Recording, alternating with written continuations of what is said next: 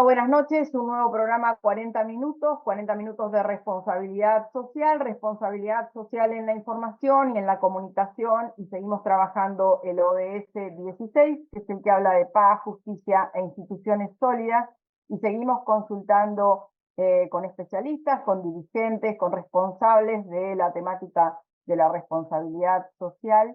Esta noche vamos a hablar con la Corporación UNAGRO. Nuestro entrevistado es Luis Adolfo Moreno Pareja. Adolfo es director de Medio Ambiente y Responsabilidad Social de esta corporación. Hace semanas atrás hemos tenido oportunidad de conversar con el gerente de Responsabilidad Social del Instituto Bolivariano de Comercio Exterior, y a través de esta charla surgió la inquietud de conocer un poquito más de qué manera están trabajando en esta temática empresas de nuestro país vecino. Nos adentramos en sus desafíos, en sus pendientes, en su legislación, y es un poco lo que vamos a profundizar hoy con Adolfo.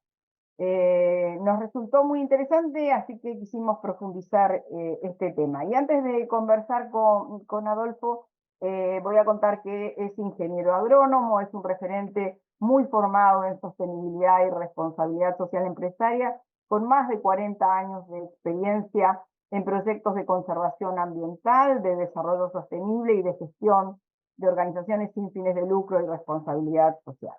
La corporación UNAGRO es líder en el sector como azúcar, alcohol y productos agroindustriales, y ellos afirman que llevan la responsabilidad social empresaria en su sus genes. Esto es algo que le vamos a preguntar también a Adolfo que nos cuente. Así que bienvenido, Adolfo Moreno, un gusto tomar contacto contigo. ¿Cómo le va, Alessandra? Buen día, un gusto estar en su programa. Quedo a su disposición. Muchísimas gracias, Adolfo. Sí, nos gustaría que nos cuente en principio sobre la corporación, cuáles son sus objetivos, qué tipo de empresas la componen. Un poco yo referencié, pero para profundizar y conocer esto que ustedes dicen, que la responsabilidad social está en los genes de esta corporación. Con mucho gusto, y precisamente por eso es que debo empezar por la primera empresa que antecedió a la creación de la corporación. Nuestra primera empresa fue el ingenio azucarero, que en su momento se llamaba Santa Cruz, y que a la muerte de su líder y fundador pasó a llamarse Ingenio Azucarero Roberto Barberí Paz. La empresa se llama UNAGRO S.A., Unión Agroindustrial de Cañeros. Esa Unión Agroindustrial de Cañeros se fundó con la base de muchos cañeros pequeños, productores de caña pequeños, migrantes de la zona andina y altiplánica del país. Yo le estoy hablando de un ingenio que está ubicado en Santa Cruz, que son los llanos de Bolivia, al oriente de Bolivia, al este, por donde nace el sol para todos los bolivianos. Ahí está el ingenio azucarero que ahora se llama Roberto Barberí Paz. Ese ingenio se conformó con esa gente, cañeros pequeños, medianos y grandes migrantes, los pequeños del interior que llegaban a cortar la caña y que iban decidiendo quedarse porque encontraban mejores oportunidades acá, adquirían tierra, sembraban caña, plantaban caña y no tenían a dónde llevarla. Viendo esa necesidad, nuestro líder y fundador, don Roberto Barberí Paz, logró aglutinarlos en una organización que se llamó UNAGRO, y con ellos, en 1977, tener ya un ingenio listo para operar, a donde se recibiera la caña de toda esa gente que fue llegando, se fue asentando en nuestras tierras, en nuestro departamento, y ya encontró en nosotros a dónde proveer la caña. Entonces, por eso es que decimos que empezamos con la responsabilidad social en nuestros genes, de nuestros orígenes. Digamos, yo no sé si hay algo más químicamente puro en responsabilidad social empresarial que eso que hicimos, pero una necesidad, gente migrante de otras regiones del país, con un problema concreto, y trabajar con ellos, junto con ellos, para darles una solución. Entonces, con ellos creamos UNAGRO. Ellos fueron socios fundadores de la empresa, y luego fueron surgiendo otras empresas relacionadas con el ingenio. Hacía falta producir caña propia para garantizar un ritmo de molienda sostenido al comienzo y al final de la zafra. Entonces se creó una empresa de nombre Chané S.A., que es la que cultiva y transporta caña propia, aparte de la caña que producen todos esos socios fundadores y otros que son proveedores independientes de materia prima a nuestro ingenio. Luego creamos una empresa comercializadora de nuestros productos, Colby, ¿no? Y después fuimos saliendo, abriéndonos a otros rubros agrícolas y ganaderos, y de cerdos principalmente, y agricultura, la agricultura, digamos, convencional que estaba en boga y sigue en boga en el continente con soya, maíz, trigo, girasol, arroz, qué sé yo, en diferentes momentos. Y después de eso nos fuimos al norte del país, donde están los bosques amazónicos puros de Bolivia, y encontramos la castaña amazónica. Y tenemos una empresa en la ciudad de Riberalta, en el departamento del Beni, en el límite con el departamento de Pando, que es el departamento amazónico por excelencia, y ahí hacemos recolección de castaña, la procesamos y la exportamos. Y luego nos expandimos a Perú, a Madre de Dios, departamento de Madre de Dios, y en la localidad, en la ciudad de Riberal, de Puerto Maldonado, que es su capital, tenemos otra planta procesadora. Entonces, teniendo ya algunas de esas empresas, no todas, llegó el momento en que era necesario crear un ente que, digamos, las aglutinara, las comandara, las administrara, ¿no? Y que creara más empresas. Y ahí se creó la corporación Unagro. Esa corporación es posterior al ingenio, posterior a Chané, posterior a la empresa productora de grano, posterior a la empresa comercializadora, ¿no? Y hizo una transformación de los accionistas que nacieron siendo accionistas del ingenio, pasaron a ser accionistas de todas las empresas que se fueron creando después. Entonces, los accionistas actuales son accionistas de la corporación Unagro y de todas sus empresas.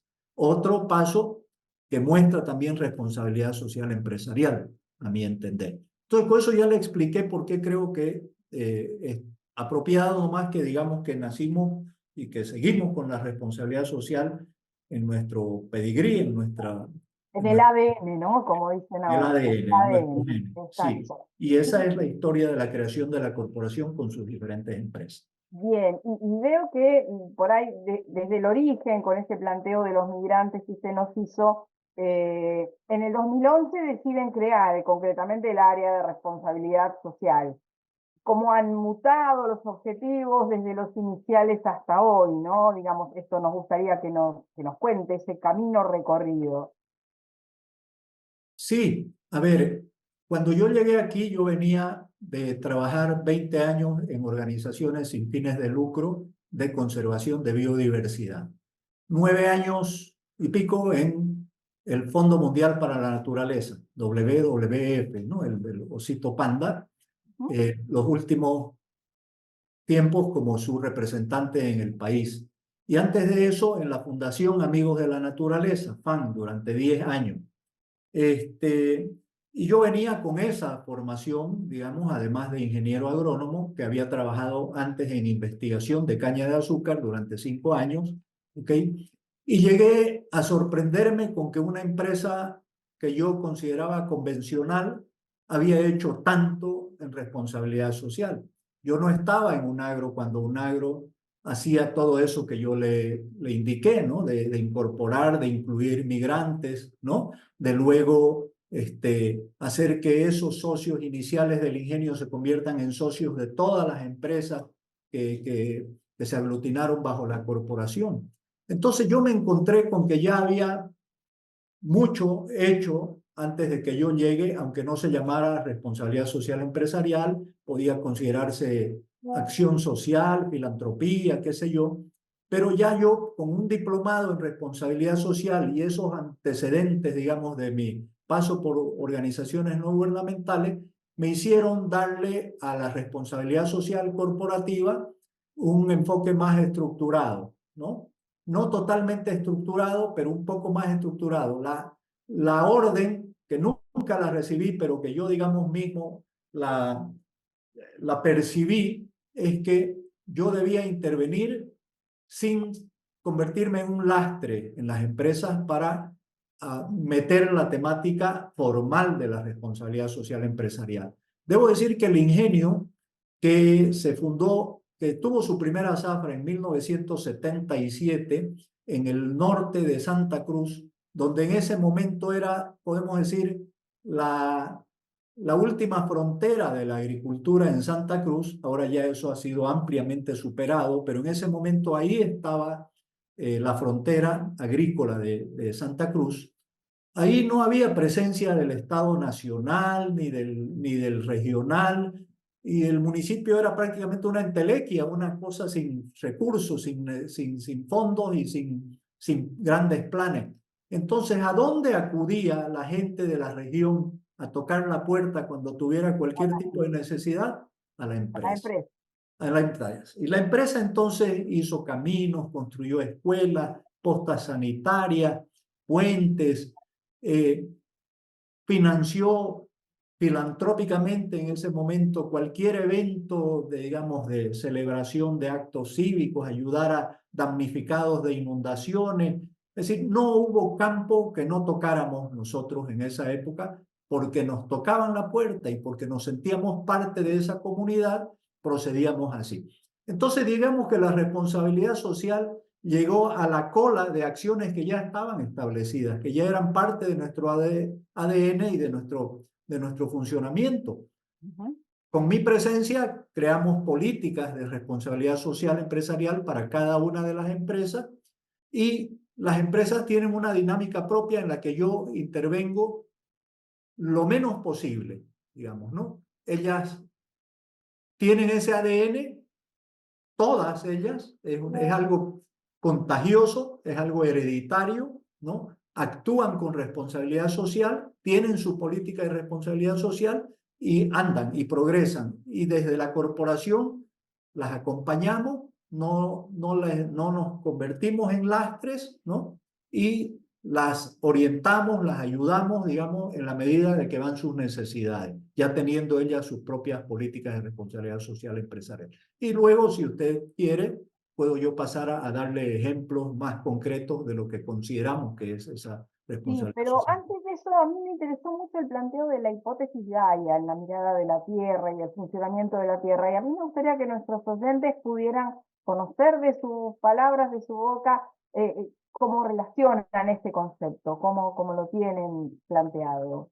Claro, la hipótesis de Gaia dice que, y eso me lo encontré yo aquí, ya no lo traje yo, ¿no? Mire, claro que yo lo conocí antes de llegar, pero digamos que ya se manejaba ese concepto. Dice que la Tierra es un ser vivo que se autorregula, ¿no? Que en la medida que va surtiendo ciertos efectos o impactos, ella se va ajustando a esos impactos, ¿no? Eso no quiere decir que uno diga, la Tierra va a responder, ella va a saber cómo, entonces le podemos dar todo el palo que se le quiera dar, que ella no va a sufrir impactos irreversibles. No confiamos en eso tampoco, ¿no? Pero sí tenemos, digamos, evidencias, conocimientos científicos respecto a la resiliencia, ¿no? En diferentes áreas, y nosotros tratamos de sumarnos a eso. Por ejemplo, a ver, al trabajar con la castaña en el norte del país, nosotros estamos trabajando en un bosque amazónico que necesita estar intacto para que la castaña produzca. ¿Ah? Sí, para la producción de la castaña se involucran diversos organismos, animales y vegetales. Ella no funciona si uno deforesta alrededor de cada árbol de castaña y no deja el entorno natural existente, porque ella es polinizada por una abeja grande, un abejorro, que necesita de ese entorno para poder llegar, primero para poder hacer su nido, que es en el suelo, son abejas Deja de tierra. claro. Y son eusociales, no forman grandes colmenas, ¿ok?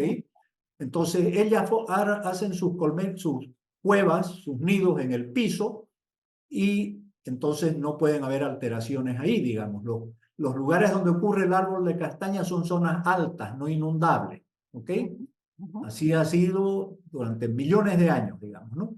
Ellas están ahí para poder ellas subir hasta la copa de los árboles que miden 40, 50 y hasta 60 metros, son los más altos de la Amazonía. Ellas necesitan ir haciendo escalas en los diferentes estratos de vegetación. Y ellas van atraídas por un aroma que no es el de la flor de la castaña, es de una otra especie, algunos señalan a la orquídea. El macho llega primero tras de ese olor, se perfuma como seguramente algunos hacemos antes de salir el viernes en la noche o el sábado en la noche, ¿ya? Y atraen a las hembras que son las que hacen la labor de polinizar la flor de la castaña. Ellas son hembras corpulentas, fuertes, que tienen capacidad de abrir las estructuras de la flor de la castaña, que es bastante rígida, penetran, la polinizan, salen y van y visitan otra flor y siguen haciendo ese trabajo de polinización, de traslado del polen de una flor a la otra. ¿Ok? Un fruto es una flor, es una flor fecundada y madura, ¿no? Eso lo sabemos desde el colegio. El fruto de la castaña es un coco que llega a medir hasta 1 kilo, un poco más de 1 kilo, que tiene una corteza muy gruesa y adentro están las semillas, que no son propias, botánicamente no son nueces, aunque se venden en el mercado de las nueces, que tienen otra pequeña cascarita. Cuando empieza la temporada de lluvias, ese coco, el pedúnculo, que es el palito de donde cuelga ese coco, se pudre y por el peso del coco con las lluvias cae.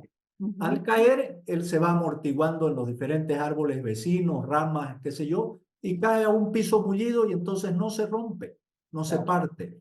Y ahí viene un roedor, que nosotros le llamamos hochi acá, ¿ya? Y que es agutí, es un nombre más internacional, digamos, que es el único que tiene los dientes capaces de abrir. Parecido a una ardilla, ¿cierto? Es como una rata grande, digamos, ¿ya? Con dientes así, con las palas, y es comestible el animalito. Hay varias especies, pero en este caso estamos hablando del hochi colorado, que le llamamos acá, el calucha que le decimos, ¿ya? Ese abre el coco, saca las semillas, las come y saca otras y las guarda para más tarde, las esconde debajo de la hojarasca y parece que no tiene muy buena memoria, que las olvida y entonces lo que ha hecho ha sido sembrar un nuevo árbol. Entonces vea usted cómo yo le he hablado de abejorros, machos y hembras, de orquídeas y del hochi. Ya ahí hay 4 organismos nomás y hay más que no. Un ecosistema específico para la castaña. Entonces no funciona si se deja solamente el árbol, si se deforesta lo demás, ¿no? Claro, Eso es como que nuestra industria genera una economía forestal sostenible que requiere que el bosque se mantenga en pie. Y de ahí, cuando pasa la temporada de lluvia y los cocos ya han caído, usted no quiere entrar cuando están cayendo porque un coco de un... Se entra a recoger y se hace el trabajo que hace el hochi, el hombre lo hace con machete, corta el coco, saca las semillas y las embolsa, las lleva hasta unos sitios que se llaman payoles, que son como unas parrillas esteras hechas de palo, donde están suspendidas del piso y que van dándole un secado inicial a esas semillas antes de transportarlas a los centros urbanos donde están establecidas las plantas, ¿no? Ahí llegan a las plantas, se les da otro secado, se les quita la cáscara, la segunda cáscara, se las pela entonces, se las hace pasar por varios procesos hasta que se llega al final con pepas seleccionadas en diferentes categorías, según su tamaño, según si están quebradas o no, y se las embolsa y se las exporta. Bolivia es el principal exportador mundial de este producto. El 80% de la castaña que se consume en el mundo es exportada desde Bolivia y nosotros tenemos una empresa, una de las líderes en exportación, ¿no? Entonces, pero estábamos hablando de Gaia. Vea usted cómo toda esa historia natural nosotros la favorecemos, digamos que nos sumamos a esa historia natural del planeta, ¿no? No la agreden, no Favoreciendo, la agreden, al contrario, la acompañan. la acompañamos favoreciendo que esa economía no haga pensar a los pobladores locales de que necesitan que llegue otro tipo de economía, como la agricultura o la ganadería, que requerirían deforestar todas Claro. esas áreas. Y como es prohibido cortar el árbol de castaña, podrían decidir deforestamos todo y dejamos los árboles de castaña, pero esos árboles de castaña ya dejan de ser productivos. Ujú. Entonces, esta economía sostenible que genera la industria castañera acompaña a la teoría de Gaia. Perfecto. Y Adolfo, me preguntaba, supongo que tienen también en la cadena de valor de la corporación algunas otras empresas que se van incorporando, algunas que puedan ser proveedoras de servicios también o adicionales. ¿Y cómo han visto ustedes con este trabajo tan claro en cuanto al abordaje de la responsabilidad social, la evolución que han tenido ellas? ¿Ven que está desfasado, que va acompasado, que se van adaptando o que hay Sí. programas de incorporación en la temática de la responsabilidad social y de capacitación, ¿no? Me imagino también que esto se hace necesario. Correcto, nosotros tenemos iniciativas propias, pero también nos sumamos a la dinámica regional, digamos, ¿no? A ver, por ejemplo, en el ingenio, en realidad ya yo le hablé mucho de la castaña y nuestra empresa original es el Ingenio Unagro, Azúcar, que claro. produce azúcar, alcohol hidratado, alcohol deshidratado como combustible, que es el etanol, ¿no? Que se mezcla con la gasolina, y energía eléctrica a partir de la quema del bagazo, de lo que queda después de molir la caña. De Sí, rezago, claro. ok. Ahí venían muchos zafreros del interior a cortar la caña. Ujú. Y eh, desde el comienzo empezamos a tener programas con ellos. Y con el tiempo, programas, quiero decir, de salud, educativos, de entretenimiento para que los hijos no sean llevados Para la- evitar el trabajo infantil. al trabajo, para evitar el Claro. trabajo infantil, ¿no? Pero todas estas cuestiones tienen su contrapeso también, que no siempre resulta positivo, con la intención de hacer menos complicado el asunto, ¿no? Y porque ya no estaban llegando con tanta frecuencia o en la misma número de personas, la gente venida del interior a cortar la caña, nos fuimos mecanizando. Claro. Y la mecanización deja de lado la mano de obra. ¿Mm? Y Ujú. entonces esa mano de obra que queda de lado por razones de estos avances tecnológicos y siempre en busca de eficiencia, las empresas Claro.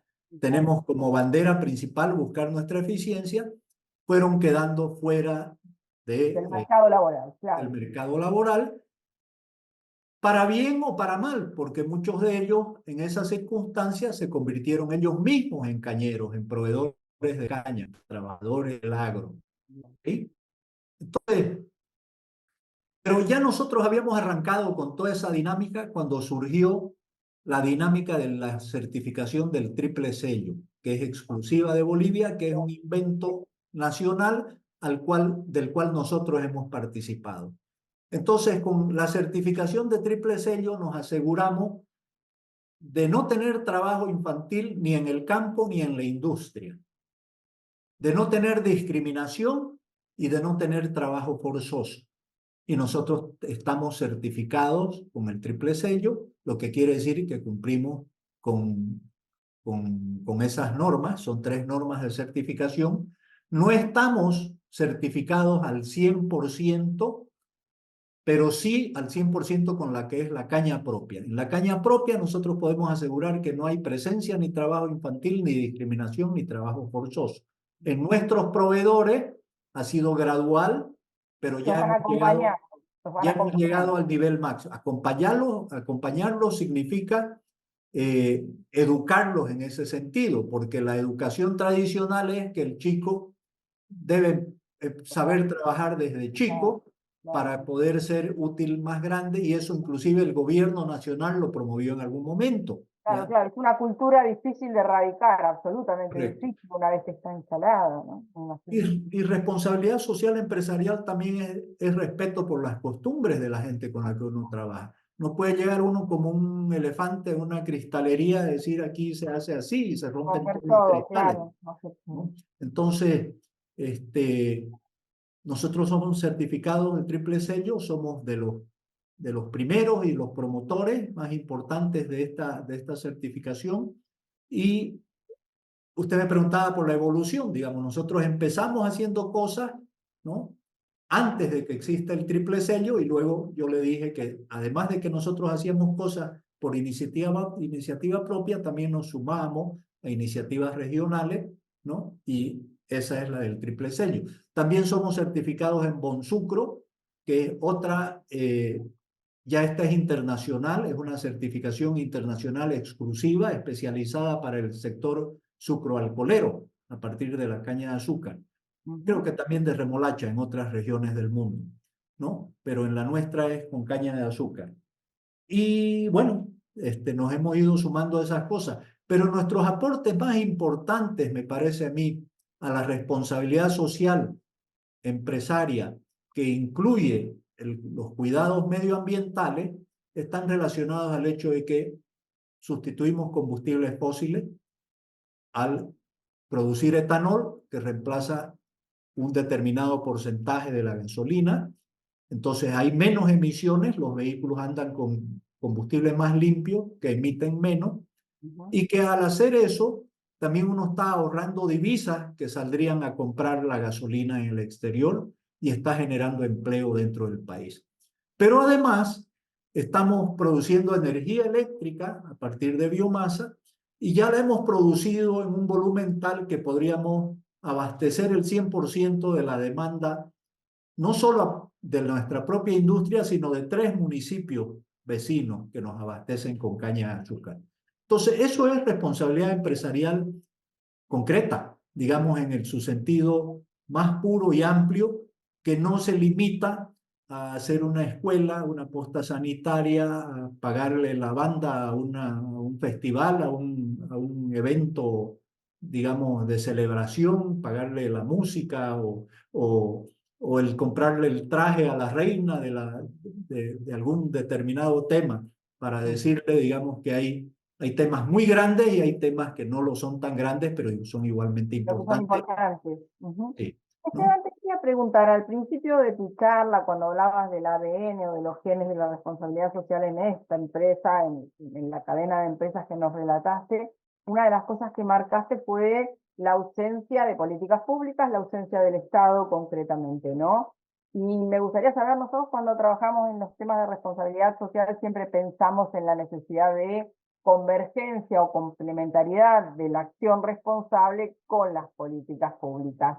¿Cómo está hoy ese tema en Bolivia? ¿Han logrado que los municipios de pertenencia donde ustedes están trabajando empiecen a incorporar políticas públicas, empiecen a diseñar políticas públicas a partir del disparador de las acciones que ustedes realizan, o todavía están muy atrasados, o en algún punto se complementan? Sí, nos complementamos, pero no todo lo que podríamos o quisiéramos, ¿no? Yo le comentaba a Victoria en las reuniones de coordinación que aquí de repente tenemos a la carreta adelante de los bueyes, digamos, ¿no? Aquí somos las empresas las que jalamos principalmente. No voy a decir, estaría faltando a la verdad si yo digo que no hay intervención de los diferentes niveles de gobierno. Ujú. El más presente es el gobierno del departamento, de lo que sería la provincia, en el caso de ustedes, en la Ujú. Argentina, Sí. ¿no? El, el go- la- la gobernación del departamento, en convenio con UNICEF, por ejemplo, trabaja con niños y uno de sus programas es el de evitar el trabajo infantil, ¿no? Sobre todo el énfasis está puesto en que el trabajo no los saque de la escuela, por eso Claro, participa UNICEF, que es de educación. claro. Entonces, y que no sea excesivo en cuanto a peso para sus espaldas, qué sé yo, peligroso, etcétera, ¿no? Ahí está puesto el Con énfasis. cierta gradualidad también, ¿no? Así es, Como así es. empezar a alejarlos del trabajo infantil. Ujú. Correcto. Y para alejarlos también de otros, en estos días, digamos, no hay quien no tenga un celular y no viva colgado el celular Claro. improductivamente, digamos, ¿no? Inclusive de mala manera, digamos, para llegar a vicios, a cosas que no son Es hoy la ludopatía que necesarias. está tan de moda, ¿no? Que pues, Sí, es sí. gravísimo. Sí. Ludopatía, correcto. Ujú. Ahora, también los municipios han participado mucho, ¿no? Los municipios, digamos, del norte cruceño, donde están los ingenios azucareros de Santa Cruz, todos conocen y todos tienen sus secciones dedicadas a esto de trabajar con las empresas en el tema del triple sello. El que menor presencia tiene es el Estado Nacional.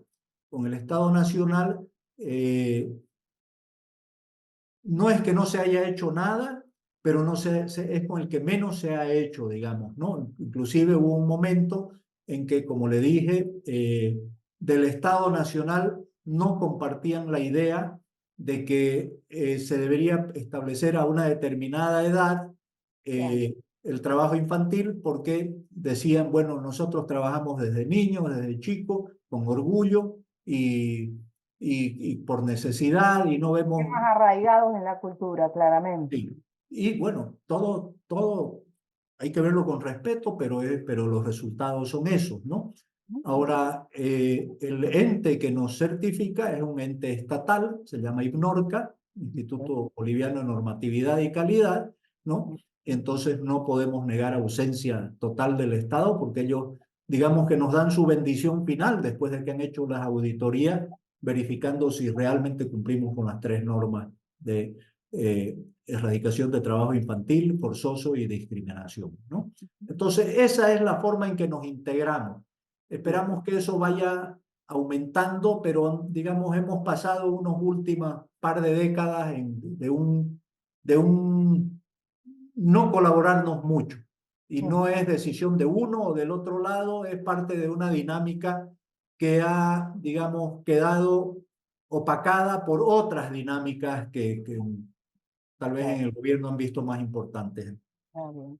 en la... Eh, Adolfo, me interesa para terminar esta interesantísima charla como última consulta. En su momento, cuando hablamos con Magariño, el IPSE, más allá de que hablamos del triple diseño, y fue muy, muy interesante, hablamos también del tema de balance social o reportes de sostenibilidad. Y me gustaría que me cuentes tu mirada en cuanto si se ha avanzado en eso, si se ha masificado la idea de reportar o de informar tanto a la comunidad con transparencia como a quienes son, digamos, en el marco de los balances sociales o los balances económicos financieros, cómo están contando o reportando la actividad socialmente responsable.